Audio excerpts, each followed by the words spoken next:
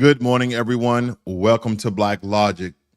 So, President Donald Trump, the commander in chief, has upsetted the world with his Liberation Day with reciprocal tariffs on nearly every country in the world that does business with America. Most expectations.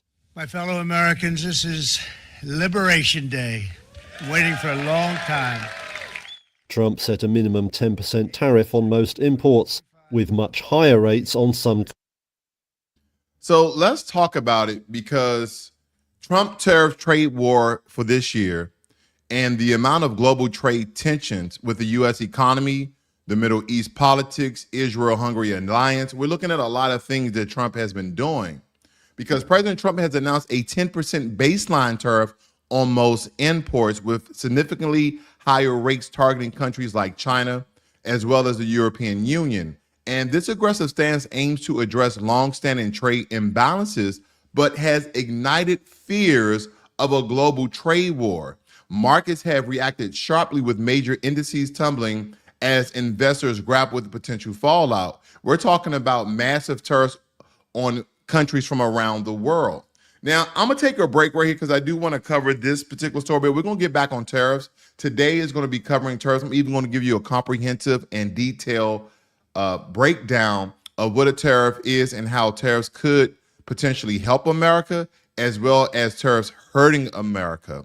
But in this particular story, President Trump, when it comes to Orban and tells Netanyahu, as we are shifting to the international diplomacy, the Hungarian Prime Minister Orban has expressed unwavering support for Israel, calling it an anchor in the Middle East.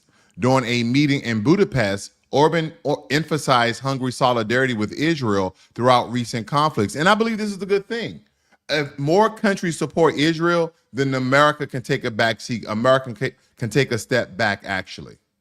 So back on tariffs, because I believe this is the most important thing that's going on in the country today as well as the world, because the global community is still reeling from President Trump's tariff announcement, and nations are scrambling to assess the impact and formulate responses. The European Union, in particular, is considering countermeasures, signaling a potential escalation in trade tensions. And I just want you guys to look at some of the tariffs that President Trump has imposed on a lot of these nations.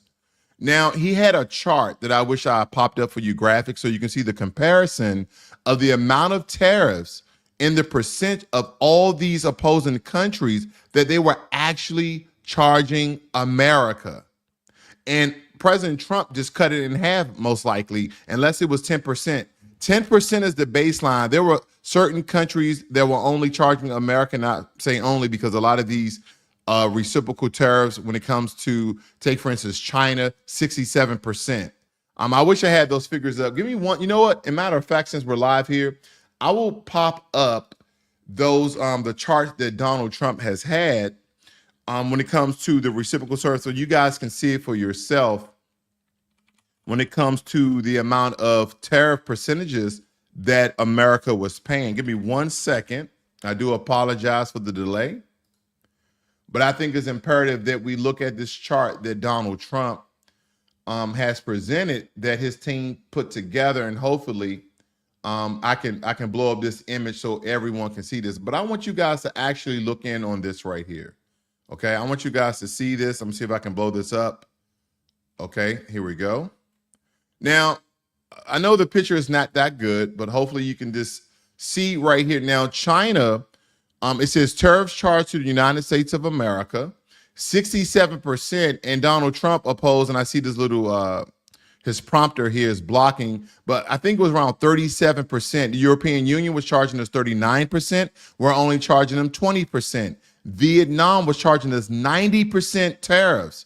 Anything that was being imported to Vietnam, they were charging America 90%, and we're only charging them 20%, okay? Taiwan, 64 to 32. It almost seems as though we either be a third or a half. Donald Trump wasn't giving as far as reciprocal tariffs. He just increased our tariffs. So he's still doing them a great deal altogether. Okay, I just want to show you guys that quick graphic because I think it's important to have the contrast of why he's doing what he's doing. A lot of this information, when have you seen our president hold up a board of how much other countries are charging us and how we're going to increase our prices as well?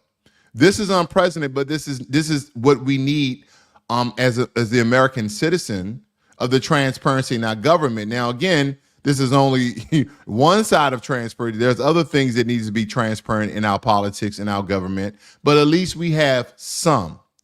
And I believe diving deeper into the administration's rationale, the White House has framed these tariffs as necessary to correct unfair trade practices that have led to persistent U.S. trade deficit, because the goal is to establish a more balanced and equitable trading environment. And we have not been given that fair shake and that fair deal.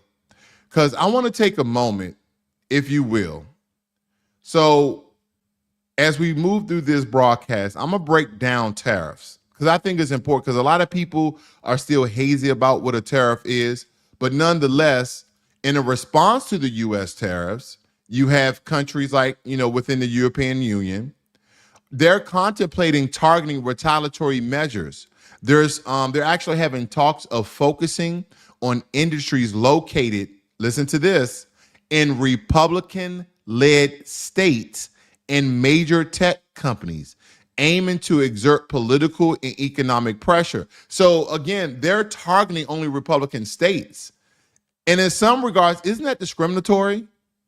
Isn't that discriminatory? So instead of taking it out on the country itself, you're like, no, we're only going to target Republican-ran states. Now, what if you are a Democrat, a liberal, or independent, but you so happily live in a red state? You so happily live in Texas or Georgia or Alabama or, one of these states that we all know that's red, essentially, or turned red. So they're going to target those states only?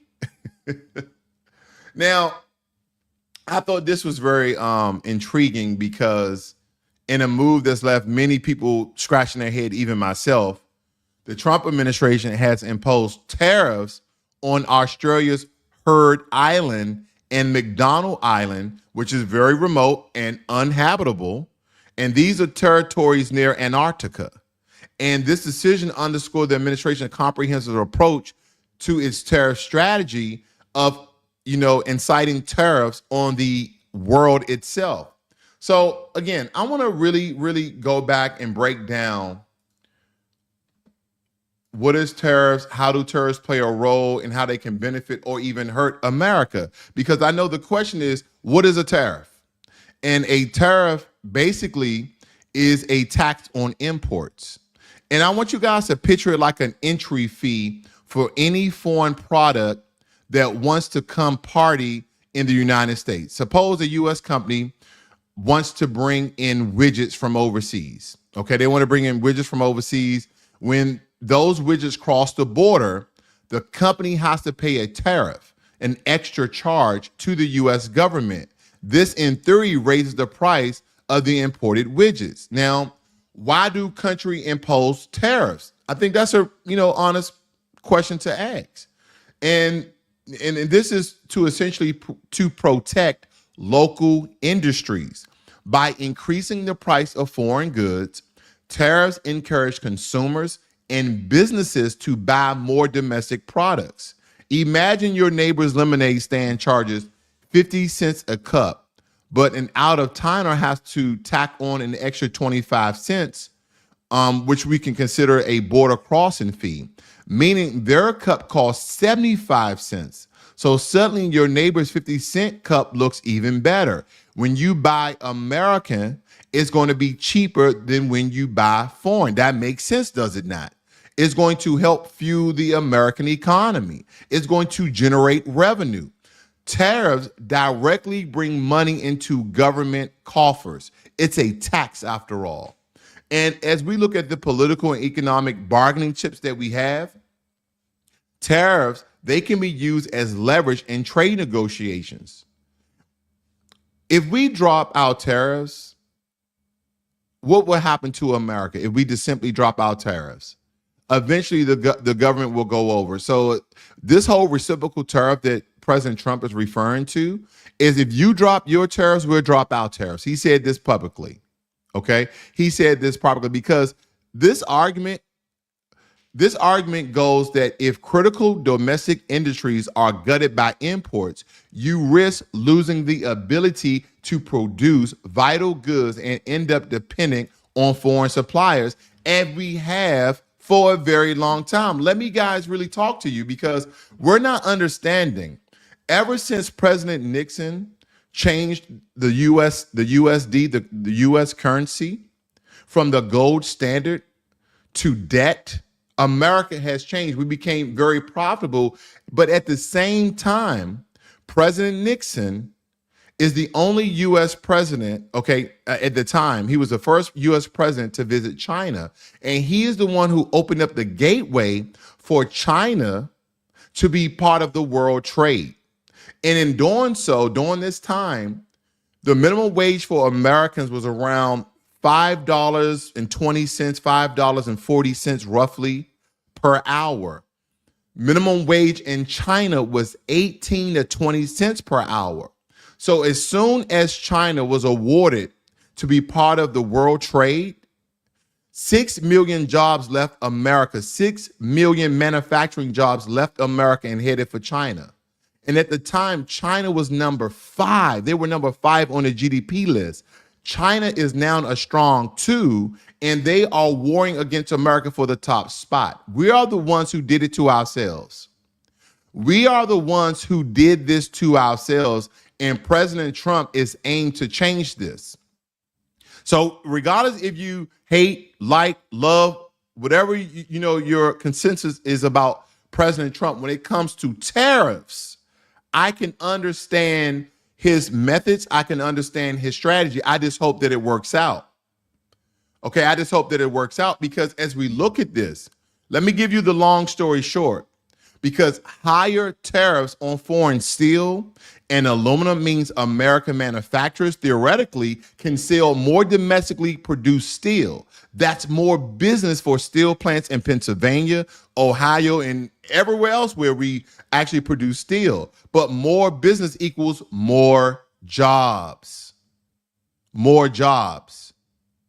In factories firing on all cylinders, machines clinging, sparks flying, and a flood of new employment opportunities arriving in struggling industry towns because a lot of our industries have left America. They have went to Canada because Canada produced a lot of our cars. They have went to Mexico. Mexico produced a lot of the parts of our cars. They have went to China and Taiwan and all these other countries. That's why when you go through a lot of these industrial towns, like you go through Pittsburgh and Ohio, go through all these different places, you see all these empty warehouses. You see all these abandoned manufacturing plants because our businessmen, again, I'm not blaming these other countries.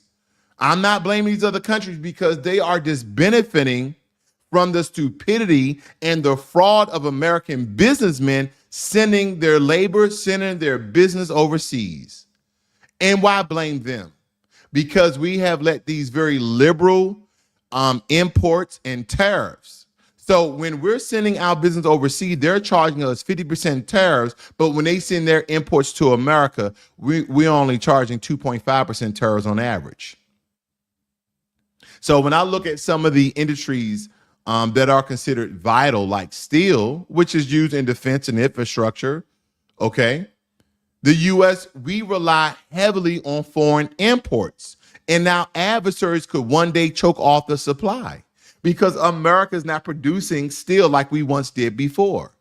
And this is by when we are supporting domestic producers via tariffs, America keeps critical industries at home. And I just believe that President Trump is leveling the playing field. As I told you guys before, I'm no Republican and I'm no Democrat. Neither am I an independent. I'm just giving you guys my comprehensive breakdown and analysis of what I believe how tariffs may help America. Not that it will, how it may help America. Because as we see, the world is reeling and they're being very retaliatory. See, President Trump kept using the word reciprocal. Whatever you do to me, I'm going to do to you. And the world is not saying, well, we're going to be retaliatory. Okay. Now, both of the words, in my opinion, when it comes to tariffs, mean the same thing. President Trump is this retaliating, okay, based on the tariffs that we've been paying these other countries that they have not been paying us. So he's retaliating. He just used reciprocal because it's more political. But they're saying, oh, we're going to retaliate. We're going to retaliate. But he's leveling the playing field because President Trump often claimed that foreign countries like China, they manipulate currencies or subsidize certain industries, giving them an unfair advantage. Because tariffs in this telling bring them to the negotiation table and force a more balanced trade relationship between our two countries. And in the White House, they are positioning tariffs as a strategy to bring trading partners into new agreements with more favorable terms for the U.S. This may lead to better deals over the long haul, like renegotiating NAFTA, which he stated yesterday, into the USMCA. And I want you guys to bring this to current day perspective. But as we reflect, as I was stating back in 1971 with Nixon and all the things that Nixon did for China, during that time, Germany, Italy, as well as Japan were in the top spots according to their GDP. And don't forget, Italy, Germany, and Japan, we were all at war against each other in World War II. And after the aftermath of us being in war with them, we assisted these countries in rebuilding their infrastructure, okay, their farming, their economics. We helped these countries rebuild almost 100% of their countries because as they were importing things to America, they were charging us 30, 40, 50%. Let me pop up that graphic one more time. And I know I'm going to try to find me a better graphic for you guys if they can just find the chart. I know I put this on my post yesterday, so I might have to pop that up for you guys so you can get a better picture at these tariffs, because it's very important that you guys see the numbers that the White House has been displaying, because we have been giving a very, very unfair deal. We have been given a very, very unfair deal, and I believe it's very imperative that we understand the magnitude. Now, I posed this to my YouTube channel yesterday. I really want you guys to see this. Okay, so hopefully you guys can see that clearly. Let me blow that up a little bit. And as I was telling you guys yesterday, that China was charging us, and let me just read what he has here. These are the tariff percentages that they were being manipulative in these trade barriers. China was charging America 67% on the imports into China, and we was only charging like 2.5%. And now what you see on the right in yellow is the increase. And look at the amount. Japan, 46%. We're only going up to 24%. India, 52%. We're only increasing to 26%. And at the same time, President Trump was still basically telling the American citizen the relationships he had with these countries. He was saying President Xi of China, they have a great relationship, but, America has been given an unfair deal. And he stated many times that President Xi of China actually understood what Trump is doing. Not that he agrees, but that he understands. Look at Switzerland. 61%, we only raised now to 31%. Cambodia, 97%, they were charging America as we were importing goods, and we're going up to 49%. United Kingdom, 10 for 10. Brazil, 10 for 10. Chile, Australia, 10 for 10. Look at Pakistan, 58%. 58%, we're only doing 29%. Here's another list. Peru, 10 for 10. Nicaragua, 36 to 18%. These are the unfair deals that America has been paying for years. Madagascar, 93%. We raised out of 47%. So these are the unfair trade deals that America has been paying. You see Egypt, Saudi Arabia, as well as El Salvador, 10 for 10. Cote d'Ivoire, 41 to 21%. Laos, 95% tariffs they were charging America. We only went up to 48%. So this is imperative these things are being done to level the playing field because we have been giving an unfair shake. This is being an unfair shake because when steel cost goes up because of tariffs, U.S. car manufacturers or heavy equipment makers might pay more for materials. And they could pass the extra cost on to consumers, us, when we buy cars, because my wife is currently looking for a car herself, as our car that I've kept for what? It's a 2015, 10 years now. We're now looking to preserve that car and save that for our son when he becomes driving age. Right now he's 14, so in a year or two he'll be able to drive. So she's looking for, in a vehicle for our family so he can essentially have that one. So she's looking for a vehicle herself. But they could pass the extra cost on to us when it comes to increasing, because of tariffs, of the import and export of steel and aluminum. So a lot of these countries are trying to hit back, and they're going to impose their own tariffs on U.S. exports. Farmers, for example, they might suffer if China slaps tariffs on American soybean. Exports can tank, leading to short-term losses and anxiety in some sectors, because what we're going over is how this may negatively affect America. And this may this may cause higher consumer prices, because if the raw materials for products or the finished products themselves cost more, you and I might see more expensive goods at the store. That's what may happen.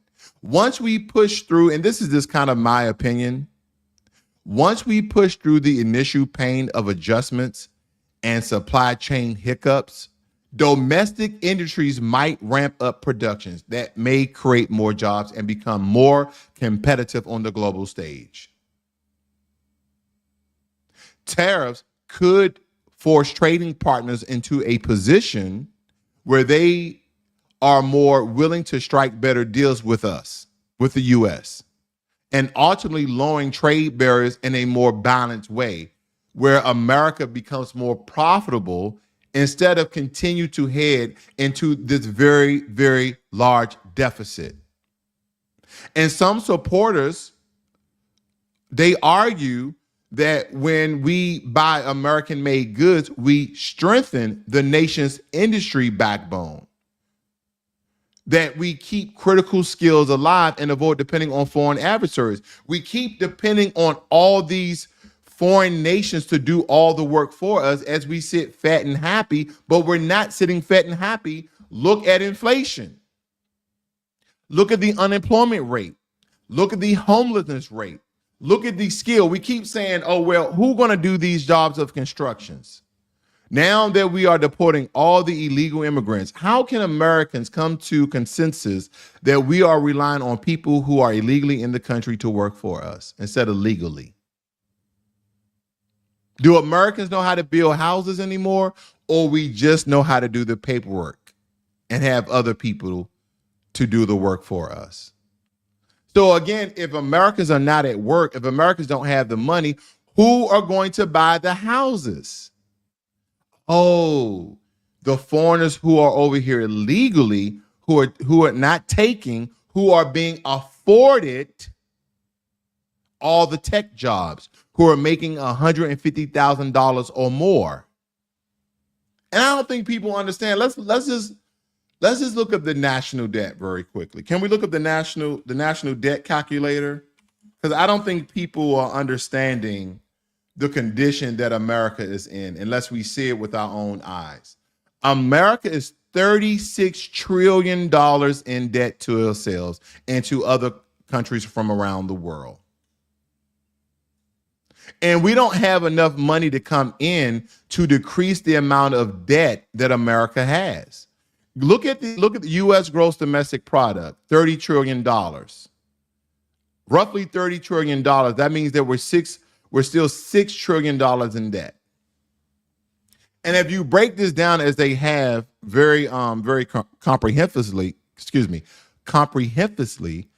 look at this. Doge clock. Doge is actually working against trying to subtract the amount of national debt that we have.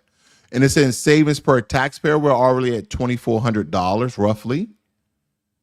So we're trying to do all these things to balance the debt, to make America profitable. Because guess what occurs if we can start to encourage our own businesses to build things and to produce things and manufacture things right here in America? Guess what will happen?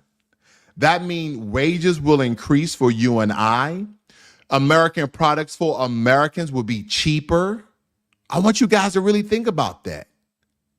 Things will be cheaper in America instead of expensive. Because right now, a lot of us shop on Amazon. We shop on Temu, Etsy, all these others. And a lot of these products, a lot of these services are coming from overseas. They're charging America 50 to 90% just so Americans can buy overseas and make those countries richer. Because again, let me do another compare and contrast. Who has countries with the highest GDP? Let me just show you very quickly. I just want to give you guys a very comprehensive breakdown. Okay, comprehensive breakdown. Let me give a better list here. Let me see here. Give me 1 second.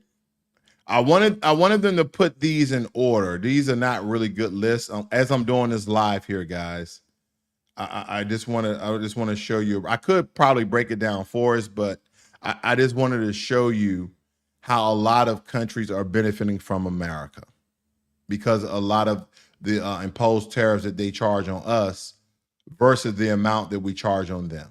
Okay. Public debt to GDP ratios. Countries are beating out America. Even though we still have the highest GDP, all these other countries in 5 to 10 years would just outdo America when it comes to the amount of debt that America has. I'm not going to register that. But I just wanted to leave you guys there because I think it's very important. I think it's very, very important that we understand that. It's very, very important. Now, let me go back so I can finish up here. I just want to show you guys that. Because as we look at the long-term gain, because again, these are for you guys who are part of the pro-tariff argument. Because what does that mean for America? Stronger, more self-reliant manufacturing. Because once we push through this initial pain of adjustment and the things that we're trying to do, things could potentially be better for America. I don't think people are really thinking about that. But let's look at it the other way. Let's kind of look at it the other way before I finish up here. Because some may picture tariffs a tax on Americans. Now, even though foreign companies pay the tariffs, the cost often gets passed down the chain to American importers, who then pass it on to the American consumer. So yes, you might pay more for the washing machine or the can of soup. Yep. And I'm just putting it bluntly because you say tariffs are a sneaky way of taxing your wallet. And that's the way that it may be viewed in some conservative as well as some liberals. When the U.S. slapped tariffs, let's say on Chinese steel, China might retaliate with tariffs on U.S. soybeans, cars, electronics, and this can escalate very rapidly, harming both economies and global growth as well. That may decrease our GDP because history shows that trade wars are usually a lose-lose situation. And many U.S. companies rely on global supply chains, especially when we're talking about steel and aluminum. Because steel and aluminum might be cheaper abroad, or certain components might only be made overseas. So tariff hikes may increase the amount of cost that we're paying already, making them less competitive globally.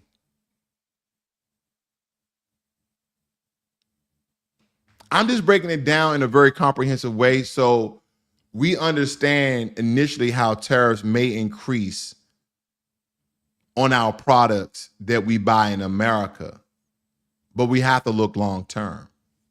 Because as we are in a very hyper-connected world because of technology, and when you shut out foreign competition with tariffs, you risk stifling innovation and cutting ourselves from global technological advantages. Because over time, this can make domestic industries less efficient and more reliant on government protections.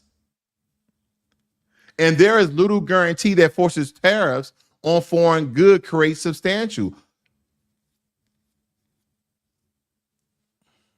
It may spark short-term booms in specific industries, but could harm broader segments of the economy. These are all the things that I believe that we should look at when we're talking about tariffs, because tariffs, we can go on and on and on about tariffs. Tariffs is a very important conversation because this is going to change the global landscape as we see it.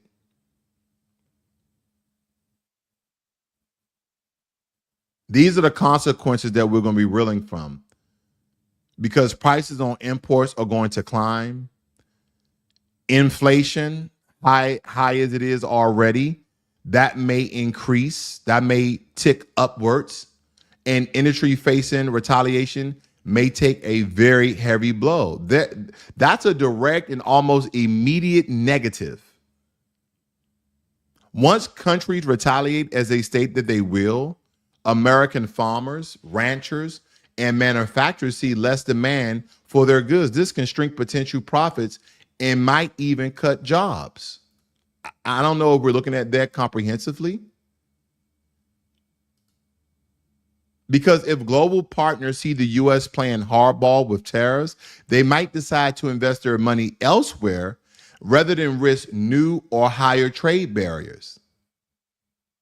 Because here's the thing, the idea of a long-term payoff is a gamble. There is no ironclad guarantee that jobs or factories won't just relocate to another low-cost country or that foreign nations won't find alternative markets to buy from. Because have we ever thought about a lot of these foreign countries might just start doing business with each other and just box out America? And a lot of economists are stating that America is just too big to box out. Because of the American citizens, we are the largest consumers in the world. When you go to traditional people homes, when you travel the world, when you go to other countries, they don't have nearly the amount of stuff in their apartments, the amount of stuff that they have in their houses like Americans. We buy a lot of creature comforts, do we not? We just love living a comfortable life in America. We have an item or a product for every single thing.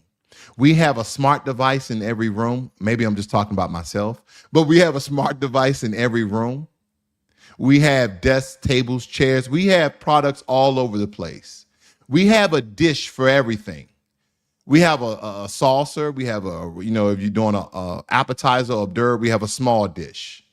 If you're having a regular plate side of food, we have larger dishes. And you only really see that when you're traveling around the world in restaurants. So again, and this is coming from the pro-tariff enthusiast myself. On one hand, if you fancy the idea of making the American economy more self-sufficient and we pressure foreign governments to play by the rules and pumping new life into industrial strongholds, then tariffs might feel like a very bold move. And sure, it's akin to a crazy new workout plan that leaves you drenched and exhausted on one day, but we could end up with an industry six-pack, meaning that we could be profitable after some time. And for those people who are part of the anti-tariff argument, they can see tariff as a very short-sighted measure that ends up punishing Americans at the cash register and basically fueling tit for tat trade shutdowns, because in their eyes, imposing tariffs is like building a wall around your lemonade stand in a very hot, cutthroat neighborhood. You might temporarily protect your lemonade prices, but you also lose out on potential customers from the outside world, that is. And you risk your neighbors building bigger, cooler lemonade stands than their own. Again, boxing out America, and they start to do for self. Can we only be self-reliant in a world trade? We live in a world economy. Can we survive without other countries that export and import of American goods and foreign goods?